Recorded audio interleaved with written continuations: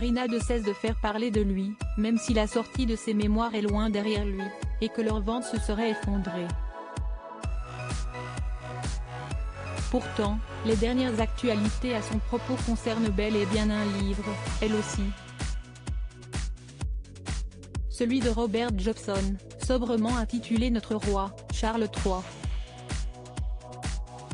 Les tensions présentes entre Harry et Meghan, qu'un présentateur accuse d'être assoiffé d'argent, et la famille royale ont longuement été commentées par la presse, les Britanniques, mais aussi par des proches de la couronne, même si le prince pourrait être finalement pardonné.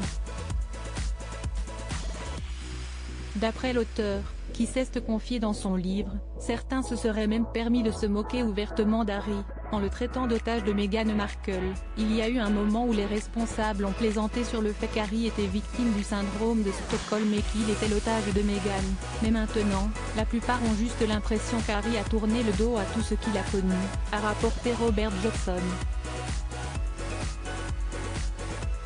Harry, même la reine Elisabeth II s'était lassée de son comportement. Toujours d'après l'auteur, Harry n'avait plus trop de personnes de son côté, dans la famille royale, avant son départ pour les États-Unis.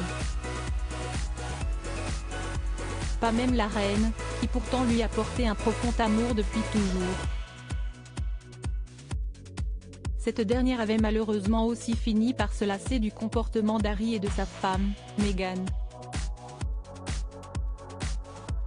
Un extrait du livre a été publié dans le Daily Mail, laissant de premières révélations être faites au lecteur. En vérité, au moment où sa grand-mère est décédée, Harry n'avait plus que très peu de partisans dans la famille.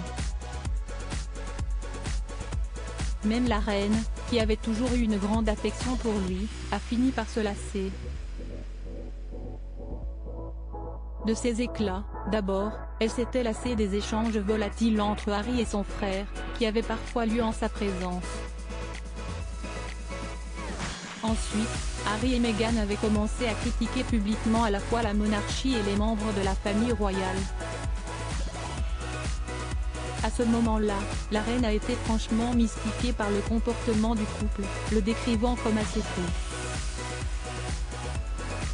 Elle en est venue à croire, cependant, que son petit-fils était tellement consommé par son amour pour sa femme que cela obscurcissait son jugement, dévoile le livre.